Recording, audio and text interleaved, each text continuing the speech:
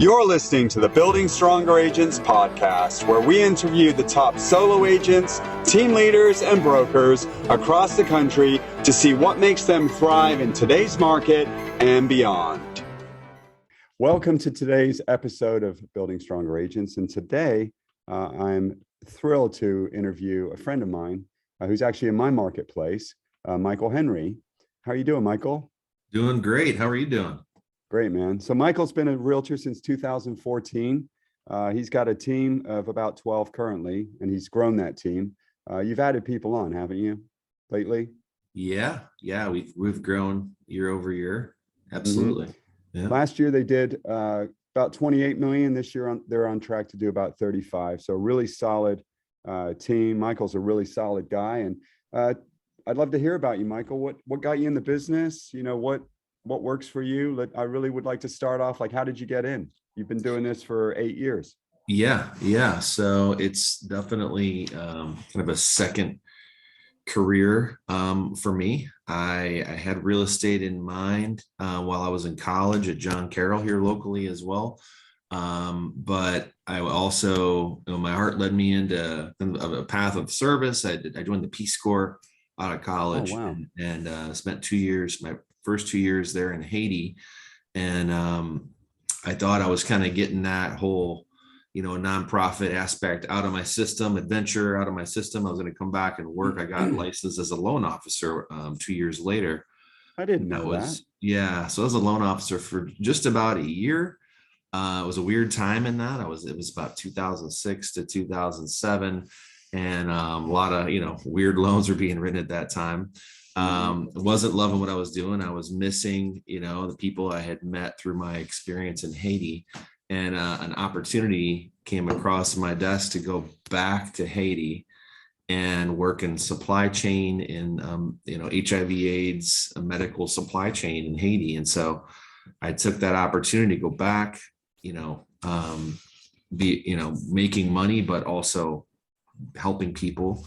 And that ended up being about 15 years kind of in the nonprofit realm before I moved back to Northeast Ohio again. So worked for about 3 different nonprofits, lived in Haiti for a combined 8 years, over 15 years, and got to travel out of the world and do some cool things. I had one foot in South Florida for about 7 years, where my one organization, Cross International, was headquartered.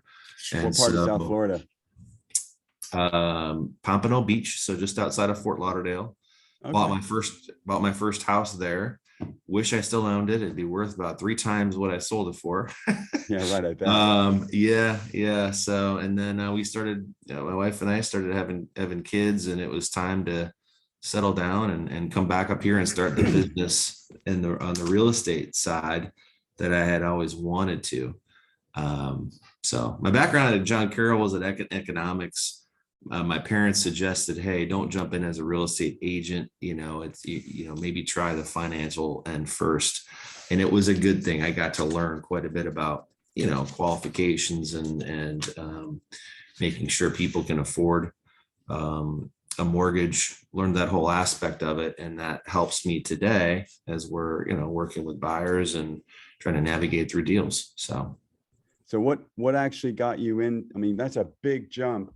Well, it's a big jump and a small jump, because being service oriented and caring about people and human beings and wanting to help them be better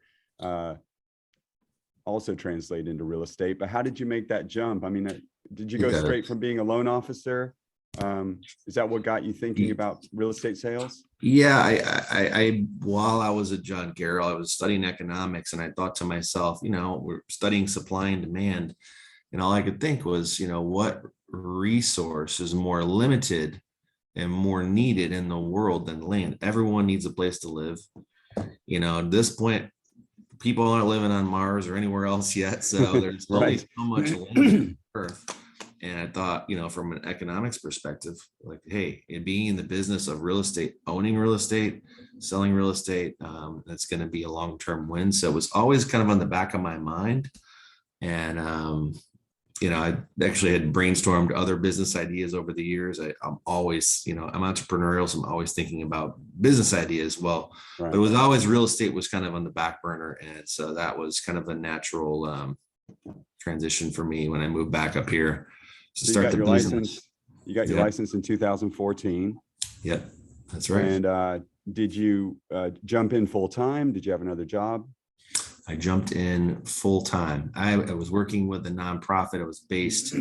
That was based in Canton for about a year. I was kind of too chicken to just jump in 100% full time. So I took a job, and I wasn't loving it. And I thought, you know what, I need to just, rip the cord and dive in. And so I took my classes in person. We didn't have online options at that time. So Right. I knocked that out in about a month. I was licensed and, was able to just go full time. So So when in 2014 did you get your real estate license? I was licensed in November At the end of the year. 2014. So 15 was your first full year.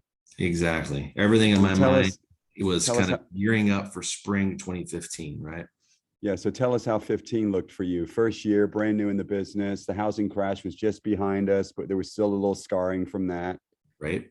Right. Yeah. It was busy. I'm fortunate to have grown up in this area. So I was able, and high school, college, family, friends, I had a lot of relationship equity already. And so I was just kind of back in touch with everyone, staying in touch and checking in with people. And it led to a lot of referral business. So it was almost 100% referral in my first year. And I did, I think, 26 transactions in my first year in 2015.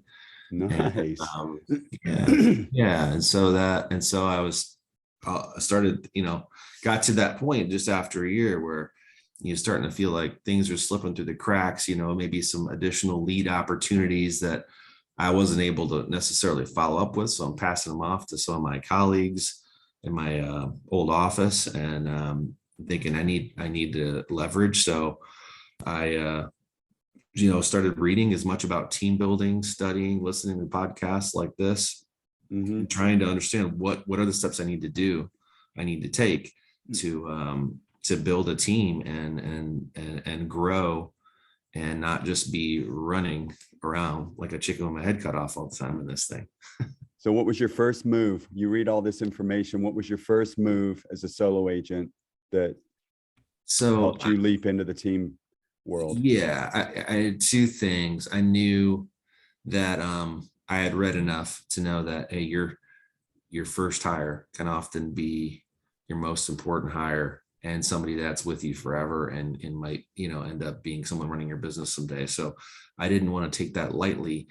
At the same time, I needed a Band-Aid to help me Right. On the back end, because frankly, when it came to, the details, the transaction coordination and all of that, I didn't like it and I wasn't good at it. So I needed someone to fill that gap right away. So I started paying someone out of my office, $250 a file to just manage the transaction coordination process so I could focus on sales. And then when I had extra time, I was, writing a job description and thinking about, all right, who's going to be my empire protector? What does that look like for me and in my business? And that was so that was the first thing, was really hiring a part-time, independent person. I didn't, come out with a salary right away, but that took me into 2016.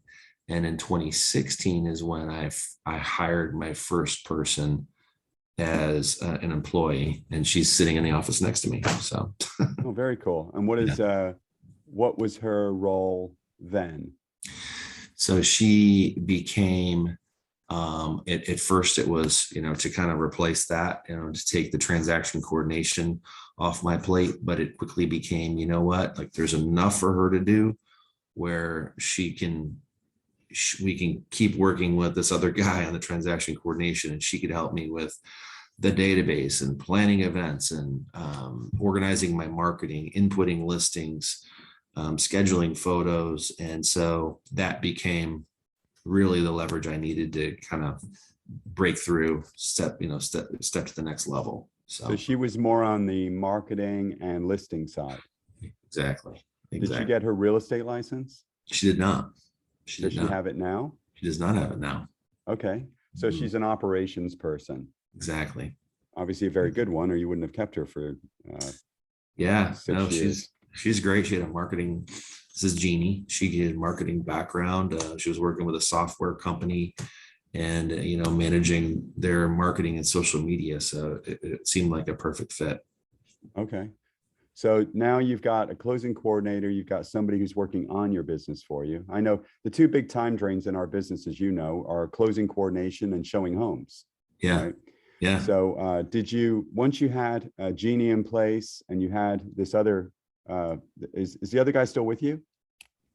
John, no, he's not. He's still, Okay. he does still do the transaction coordination, but we've since then hired another operations person.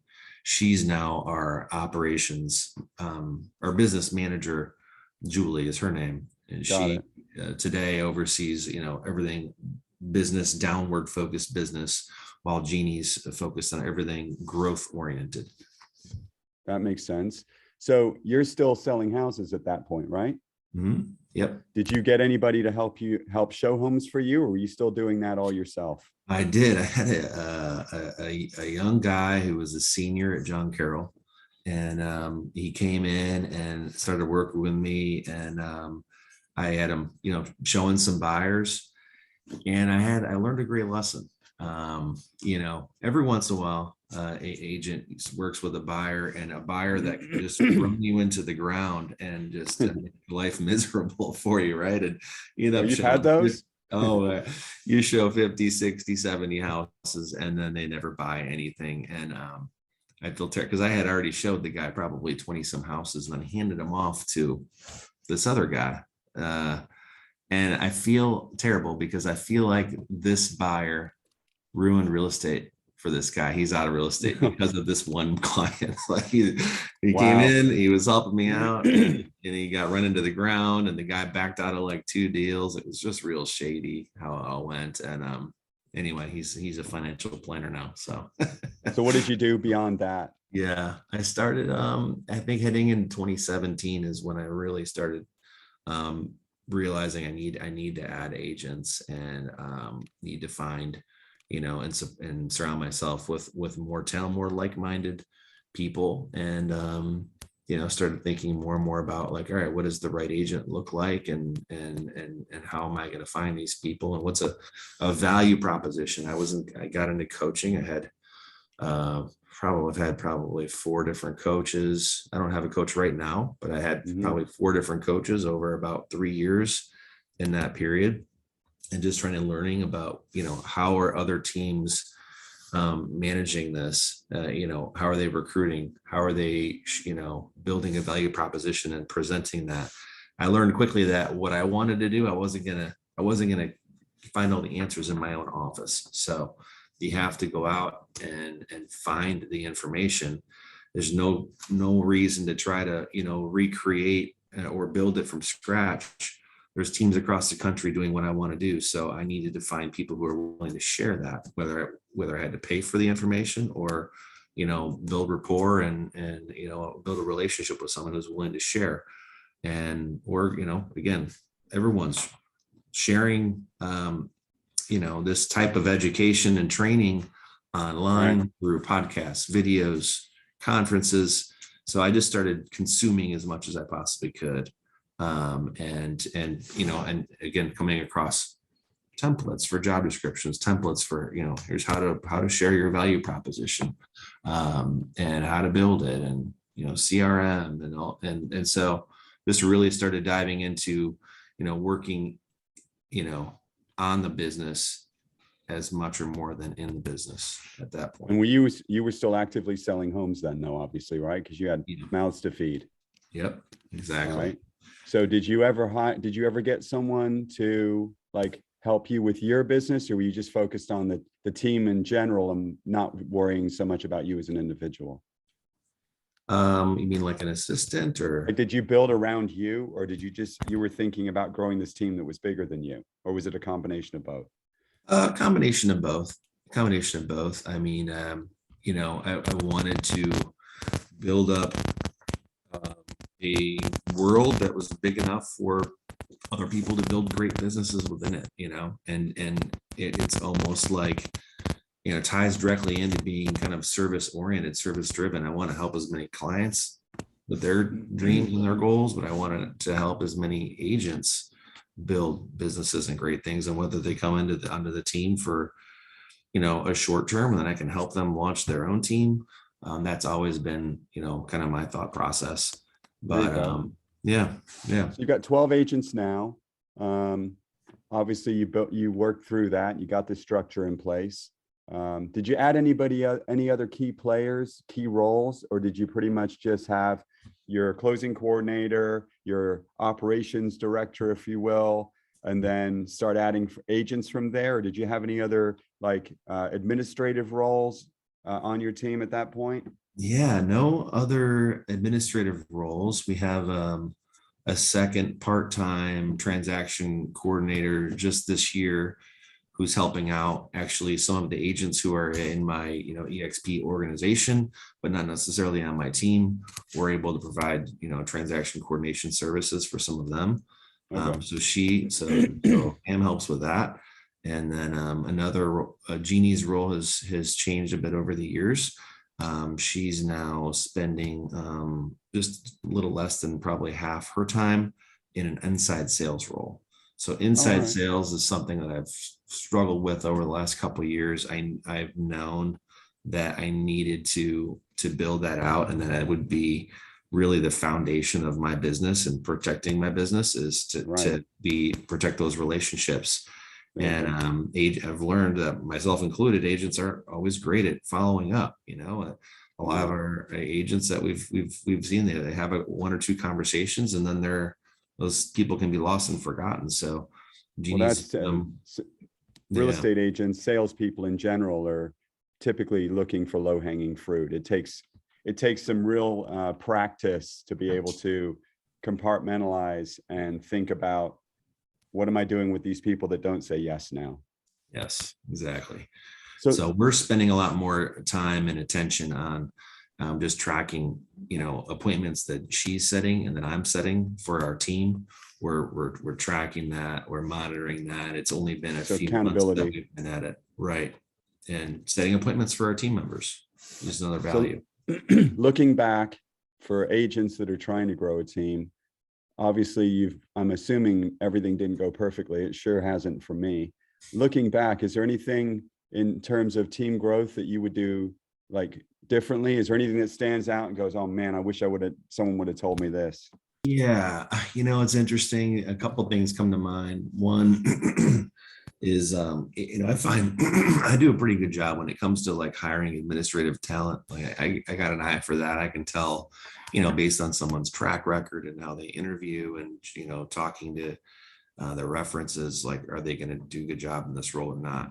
With salespeople to this day, it's really hard. It's really hard. You think someone's going to be a rock star, and until you throw them in the ring, you just don't know what they're going to do. Right. So I've missed on that several times. One thing I've learned that I can control, and that I did a poor job on, and I'm starting to do a better job now, is setting expectations. When somebody joins the team, these are the expectations. This is how we operate our team. This is, how, we follow up with leads. These are the scripts. These are the expectations for, for the first, couple of months, we need you to be in the office so you can learn and shadow, and especially if it's a new agent. Obviously, if it's, a seasoned agent, you get an idea of what they can produce. But setting expectations for any team member, I think, is really important. Get that right from the beginning, so there's no surprises. I agree with you. One thing you've mentioned to me over time, and I'd like to talk about it now. You've got two tiers to your team. Explain what, I don't even quite understand it, but you say you've got your main team, and then you've got your outside team. Tell us what all this means. Yeah. So we structure our commission splits based on the source of the lead. So we've got agent generated leads, and then we've got team generated leads. Like an office lead. Yeah, yeah. And so with that said, we have these two groups of agents. We have our team lead, or sorry, our lead team agents, and we have outside sales agents. Our lead team agents are those who they're a little bit more engaged. There's a little bit different expectations. There's more check-ins, a little bit more accountability, so that's your family. That's your family team. It's our core group. We see more of them, and we're setting appointments for them. They're on lead flow. They're getting sign calls. They're getting, we're on our Zillow Flex program. They're on all these things. And so that's really the kind of the core group. But we also have outside sales agents who they're a part of our team. They're also, like family, but they're more focused on generating their own business. And, they're not leaning on the team for sourcing business. We have a different kind of value proposition for those folks. And they're just a little bit more autonomous. So, yeah. So So these agents, they just want to be given some business. Is that really the main reason for them being there? Or do they also like the outside sales agents? They're here because, things like office space, training, they can use our marketing materials. We cover their expenses. We pay for, listing photography. We handle the listing input. We do their social media ads. We allow them to, put their own names on a rider on the sign, and we've got signs for our lead team that have my picture on them, for example. And then we've got other signs that don't have my photo on them. Those agents can just, if it's something they generated, they're welcome to just put their name on the sign and, again, build their recognition and credibility in their community. So that's part of it. And then, you guys have a moving truck. We've got that. They're all welcome to that. We do client events. All those outside sales agents, they're welcome to, invite their database to that. So, yeah. Anything you want to add that you would want to tell an agent who's starting a team? Is there anything we should know that off the top of your head?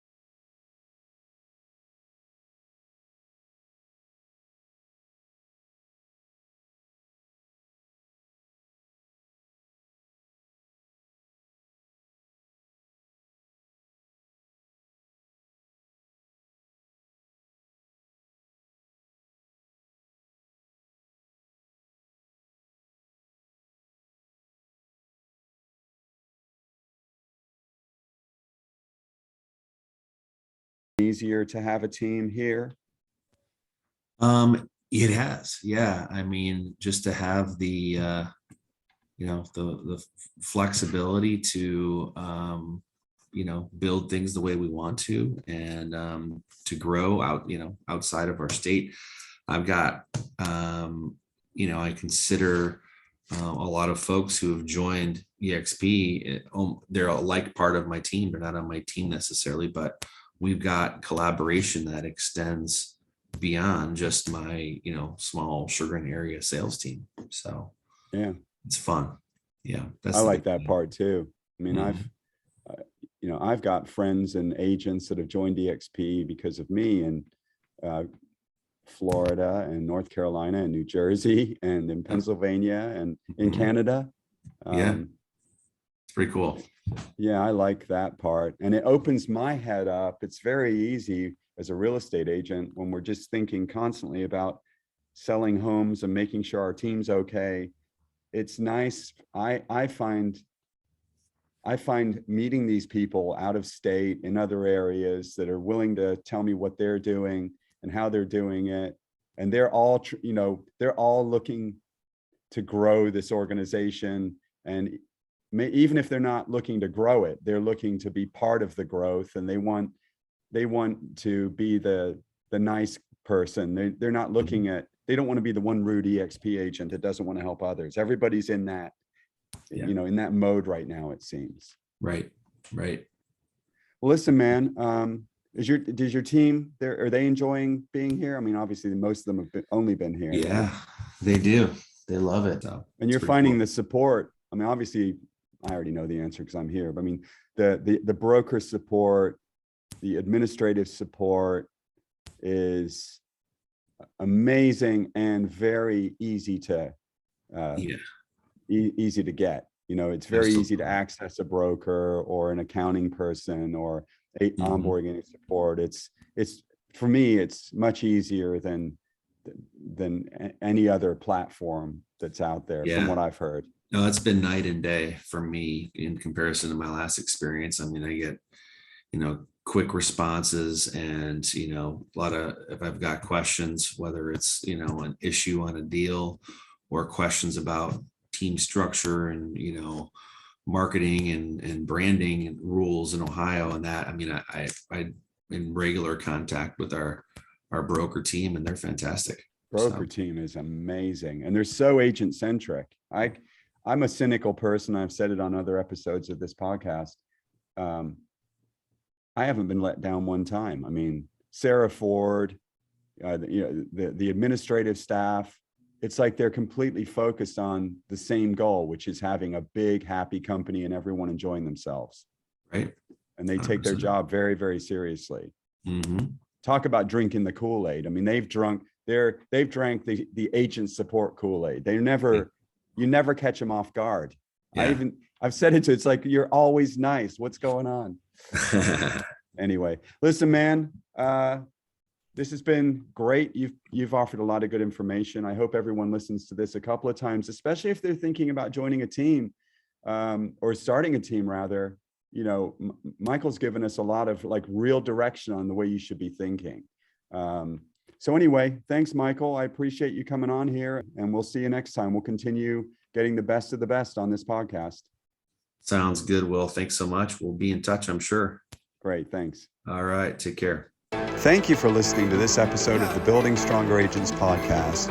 If you like this episode, please give us a 5-star review and share our podcast with your friends.